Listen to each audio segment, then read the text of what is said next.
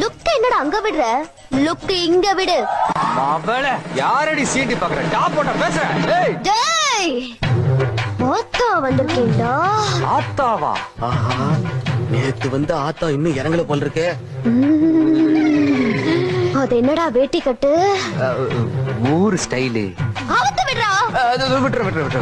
ஏய்! டேய் ஆத்தா வாடா. ஏய் போடா. ஏய் வாடா போடா.